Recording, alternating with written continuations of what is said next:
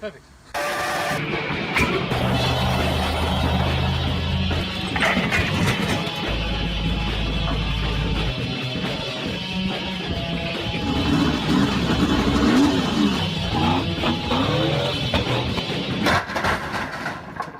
Perfect. Alright, so I'm getting ready to install the gearbox into this thing, so I'm going to have to get a lot higher than this. It's going to be quite precarious, I suspect. But anyway, these are the two different bolts I had. So this one with the coarser thread goes into the back of the engine, I believe, and this one with the finer thread goes into the, like, it holds a cross member to the chassis. So if you've got a pile of bolts and they look very similar, finer thread for chassis, coarser thread for engine. Because I just have bags of bolts that I didn't pull out, so I don't know where they go. And these also have to go into the cross member, something like that, maybe the other way around, I don't know, but anyway, they are for these bolts. So I'm going to raise the car up a little bit more.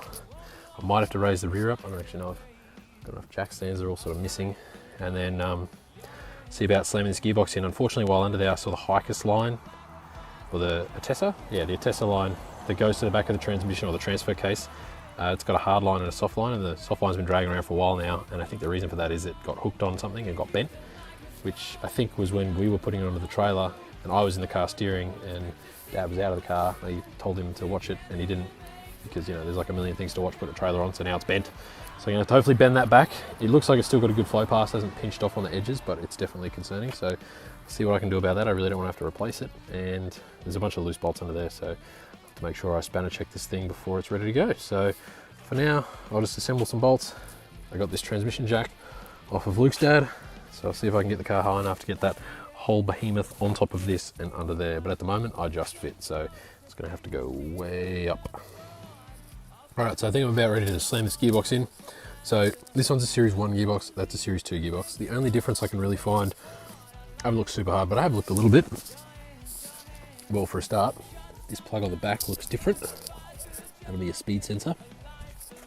And then, what was it? This area here looks like something should be there. And on this one, something is there. I don't know what that is, but it goes into this harness and it will likely come out your plug somewhere, but I don't know what it does and I don't know how important it is. So if I run this gearbox, that may need to work and I might not have that plug in the body harness, whereas this gearbox came out of my car and I know it will plug back in to the existing loom, but as long as I get the right ECU, this gearbox should work. So if it doesn't, I've got the backup and I'll just have to figure out why that stuff is the way it is and blah, blah, blah, blah. Just for reference, this gearbox is out of my car.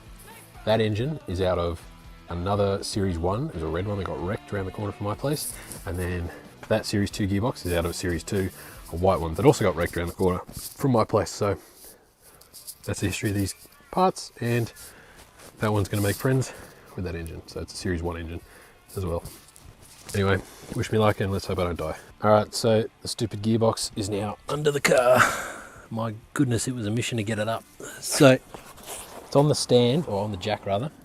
So I found this hanging out in the garden over there. I couldn't find the second one, so that eventually made it under one side. The other side had the old safety tire, and then we ended up, I got my mum to help me, there's no one else here. I jacked up this side with a bit of wood on that jack because that jack doesn't go high enough. With this on this side, I got it up as high as I was comfortable doing it. Got to a point where as I was jacking that, this was going this way. And then I managed to get the trolley under there, or the jack rather, under there with the gearbox on it. And then I sort of tilted it, the front down, as I went underneath everything under here. And I got stuck on the friggin' dust plate. And I had to push it across this side because the hill goes like diagonally out the driveway.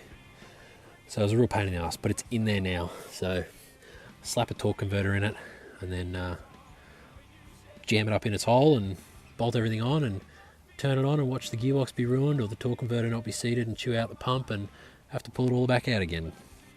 Alright, so I'm not sure how much you can see, but there's the bell housing, there's the motor, here's the thingo, the jack, me trying to hold it with one hand.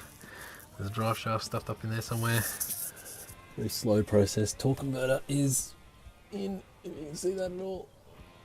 Anyway, just slowly jacking it up. I also took the dipstick out just to make sure that didn't get stuck on anything, and bent these transmission cool lines out of the way.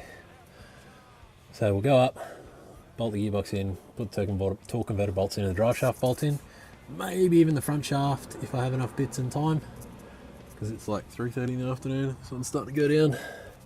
It's cold and I have work tomorrow. I don't want to leave this half up in the air, but we'll see how we go. Up a little.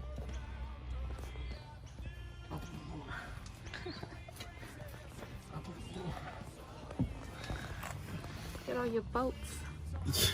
A great collection of shit, I don't know where it goes. Theory though, a subframe bolt or the gearbox mounts have to be a lot closer to the body, right? This? Yeah. Yeah, they're going to touch there. Will that touch? Like, should this be going in now? Like, Yes. is that high enough at the back? Oh, well, that's what we're trying to get, because it has to be dead square and these dowels have to align. So I think it's just like, because the dowel's only like this big at the top, and looking at this, I would wager there is like that much rotation. I have to rotate the whole thing that way. Probably, yeah. Fuck if I can do it, because this thing's flat. Oh, yeah, I see. So can I rotate this? Fuck no, I can't. And then this chain is really tight too, so I'd love to loosen that, but then as soon as you do, the whole box goes that way. It's a real cunty setup. Did you record that bit? Yeah. Alright, so we're back on the stage here today. So I'm just throwing in some intercooler piping and the airbox and stuff because I can. Probably need to get new spark plugs, clean out the valley a little bit. Some more wiring I've got to do over here, figure out where some stuff goes to, if it goes to anything. The transmission still isn't in, you can see under there. So that's a Series 1 transmission. That's a Series 2 transmission, this one over here. So it turns out the torque converter for a Series 2 transmission and the input shaft and pump engagement and stuff is actually different. So the Series 1 sticks out to like here somewhere, it's about 30mm difference. So the Series 2 torque converter is too shallow to fit in the Series 1 gearbox. So after 6 hours rolling around on the ground, I figured that out. So I've been chasing down a Series 1 torque converter.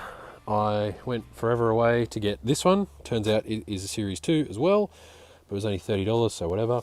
So hopefully today I'll hear from a guy who has a Series 1 torque converter that I can buy, and then with any luck, either tomorrow or this week, today's Saturday, I'll be able to get the transmission in and bolt it up, and then the car can go back on the ground. I can button up the rest of it, and hopefully today I will get in here, pull out the seats and the carpet and everything, and get the handbrake bracket welded into the floor. So that's got to go about here somewhere. Obviously there's a bunch of spot welds I had to drill out. Thank you to Ty for supplying me with this. Yeah, so have to remove the seat, pull the carpet out of the way, get all the sound deadening off, pull off any other brackets I don't need. I got one of these plates as well, which is good because they were getting hard to find. Thanks, Peter. And yeah, and then put that plate in, put the handbrake on, get all this mounted up and everything, put the center console back together, and then the interior is pretty much done. I just have to get the transmission shifter linkage at the correct length, obviously, and fire it all up and hope it works. Alright, so I tidied up a couple of things. Got the radiator hose under the block, the lower one, cleaned up the thermostat. It looks like it's usable. I don't want to buy another one, so I just resealed it, threw it back in. So I'm letting that dry for an hour, then tightening up those bolts. Got this thermal couple hooked up. There's some wire hanging down there for a temp probe. I got that hooked up. Down here, I'm still chasing an alternator. I might try and use an RB31, but we'll see. Other than that, most of the lines are hooked up.